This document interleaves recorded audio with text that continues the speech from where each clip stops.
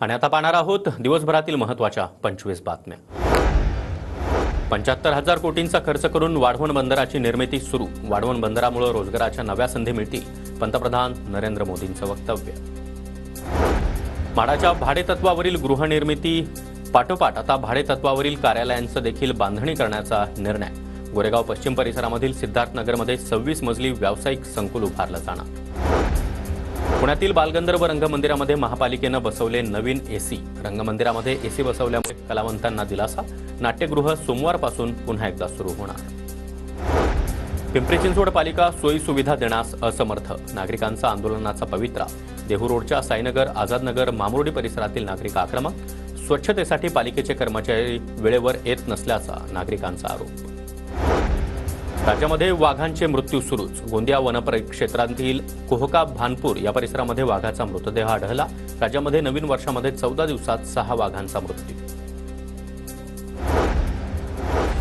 राज्यामध्ये यंदाच्या हंगामातील ऊस गाळप जोरात। 461,57,000 मेट्रिक टन ऊस गाळप पूर्ण। सर्वाधिक ऊस गाळप पूर्ण करून पुणे विभाग सध्या आघाडीवर। साखर आयुक्त कार्यालयाची माहिती। देशाचे निव्वळ प्रत्यक्ष कर संकलन वार्षिक तुलनेमध्ये 15.88% वाढून 16.90 लाख कोटी रुपयांवर। केंद्रीय अर्थ मंत्रालयाकडून आकडेवारी जाहीर। कल्याणमधील माजी नगरसेवकासह 5 जणांची मोक्का आरोपातून निर्दोष मुक्तता। व्यापाऱ्यावर हल्ला केल्याचा आरोप होता। पोलिसांच्या तपासात वेळी त्रुटींमुळे आरोपींची निर्दोष मुक्तता।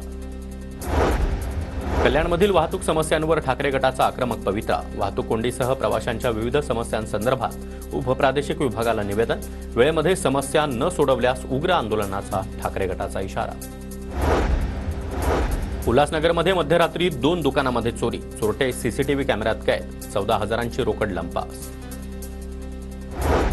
डोंबिवलीतील कोळेगाव परिसरामध्ये बेकायदेशीरपणे वास्तव्य करत असलेल्या 3 बांगलादेशी महिलांना अटक। भारतामध्ये राहण्यासाठी आवश्यक वैध कागदपत्र नसल्याचं समोर। मानपाडा पोलिसांचा तपास सुरू। शहापूरमध्ये राष्ट्रीय रस्ता सुरक्षा सप्ताह उत्साहात संपन्न। सप्ताहामध्ये मोफत आरोग्य आणि नेत्र तपासणी शिबिराचं आयोजन। नागपुरातील गणेश टेकडी मंदिराचा कायापालट होणार।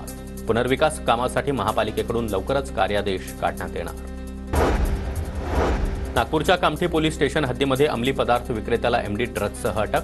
दुचाकीवरून जाताना संशयित म्हणून पकडल्यानंतर झाडाझडती घेतली असता मोठी कारवाई।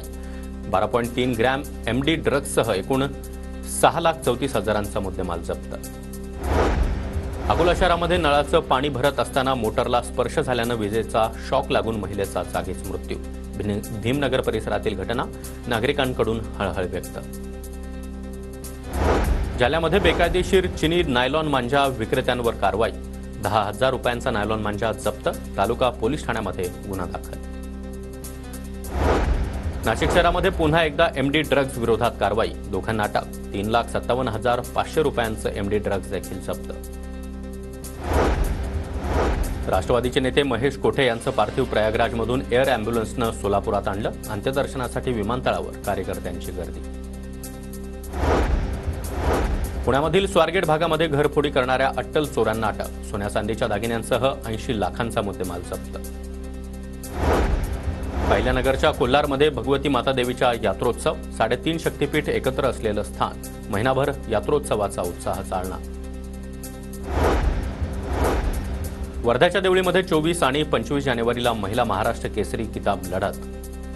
स्पर्धेमध्ये 400 पैलवान, 51 संघ सहभागी होणार। हरियाणाच्या रजत सिंग अकलूजच्या त्रिमूर्ती चषकाचा मानकरी। हिंदकेसरी सतपाल सिंग आणि विजयसिंह मोहिते पाटील यांच्या प्रमुख उपस्थितीमध्ये कुस्तीचा थरार रंगला। बारदाना संपल्यामुळे वाशिममध्ये सोयाबीन खरेदी पुन्हा एकदा थांबली। शेतकरी आर्थिक संकटात। कांद्याच्या बाजारामध्ये दररोज चढ उतार होत असल्यानं शेतकऱ्यांमध्ये संभ्रम। कांदा उत्पादक शेतकरी अडचणीत। 4 दिवसांपासून कांद्याच्या दरामध्ये चढ उतार सुरू। चंद्रपूरच्या मूलमधील 8,200 शेतकऱ्यांनी धान विक्रीसाठी नोंदणी केली। नोंदणीची आज शेवटची तारीख।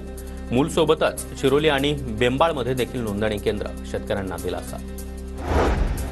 नांदेड महापालिकेचा कचऱ्यापासून खत निर्मितीचा प्रकल्प सुरू। रोज 10 टन खताची निर्मिती होणार। खासगी कंपनीला कंत्राट। सांगलीच्या चिकुर्डे वारणा नदीमध्ये मळी मिश्रित पाण्यामुळे हजारो माशांचा मृत्यू। नदीपात्रामधील पाण्याचा हिरवा रंग आणि माशांच्या मृत्यूमुळे परिसरामध्ये मोठी दुर्गंधी।